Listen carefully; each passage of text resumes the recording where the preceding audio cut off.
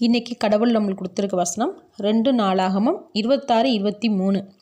உசியா தன் பிதாக்களோட நித்திரை அடைந்த பின்பு ஜனங்கள் அவனை குஷ்டரோகி என்று சொல்லி அவனை அவன் பிதாக்களண்டையில் ராஜாக்களை அடக்கம் பண்ணுகிற இடத்திற்கு அருகான நிலத்திலே அடக்கம் பண்ணினார்கள்.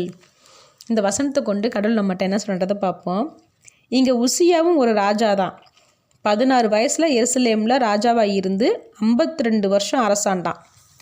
இப்படிப்பட்டவனை ராஜாக்கள் அடக்கம் பண்ணுற இடத்துல அடக்கம் பண்ணாமல் அதுக்கு பக்கத்தில் இருக்கிற இடத்துல சாதாரணமான ஒரு நிலத்தில் அடக்கம் பண்ணுறாங்க.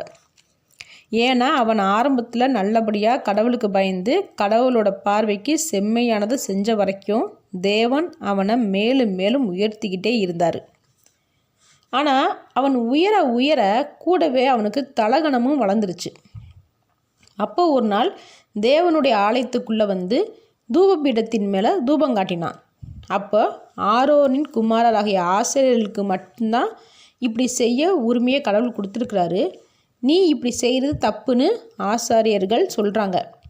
அதை கேட்டு உசியாவுக்கு கோபம் வந்து ஆசாரியர்களோட சண்டை போடும்போது அந்த நிமிஷமே அவனோட நெத்தியில் குஷ்டரோகம் தோண ஆரம்பிச்சிருச்சு. அப்போது ஆசாரியர்கள் எல்லாம் சேர்ந்து அவன் நெத்தியில் குஷ்டரோகம் இருக்குன்னு அவனை ஆலயத்தில் இருந்து வெளியே துரத்தி விட்டாங்க. அந்த நாளில் இருந்து உசியா ராஜா சாகிற வரைக்கும் ஆலயத்துக்குள்ளே வர முடியாமல் தனியாக ஒரு வீட்டில் வாழ்ந்து வந்தான். இப்படி அவனோட மீறுதல்னாலையும் தேவனுக்கு பயப்படாமல் போனதுனாலையும் தான் அவன் செத்ததுக்கு அப்புறமும் குஷ்டரோகின் மக்கள் அவனை ஒதுக்கி சாதாரணமான நிலத்தில் அடக்கம் பண்ணாங்க.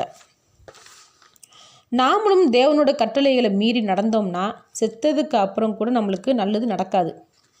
சில பேர் கேட்பாங்க, தேவனுக்கு எல்லாருமே சமம் தானே, அப்புறம் ஏன் பாஸ்டர்ஸ்க்கு மட்டும் அந்த உரிமை இருக்குது தகுதி இருக்குன்னு கேட்பாங்க. உதாரணத்துக்கு இப்போ நம்ம பாஸ் பொசிஷனில் இருந்தோம்னா அந்த இடத்தை யாருக்காச்சும் விட்டு கொடுப்போமா? அப்பா அம்மா ஸ்தானத்தை உரிமையை வேறு யாருக்காச்சும் விட்டு கொடுப்போமா? நம்மளோட ப்ரொமோஷனை விட்டு கொடுப்போமா? நம்மளோட பிள்ளைகளை விட்டு கொடுப்போமா? இல்லை. அதே போல தான் ஆசிரியர்கள் இடத்தை தேவன் விட்டு கொடுக்க மாட்டார். ஊழியக்காரவங்க இடத்தை விட்டு கொடுக்க மாட்டார். அதுதான் அவங்களோட விலை மதிக்க முடியாத பெரிய சொத்து. அதனால் எவ்வளவு பெரிய இடத்துல கடவுள் நம்மளை வச்சுருந்தாலும் தேவனுக்கு முன்னாடியும் சக மனுஷர்களுக்கு முன்னாடியும் கர்வம் இல்லாமல் தாழ்மையாக நடக்கும்போது மட்டும்தான் தேவன் நம்மளை உயர்த்திக்கிட்டே இருப்பார். ஆமேன்.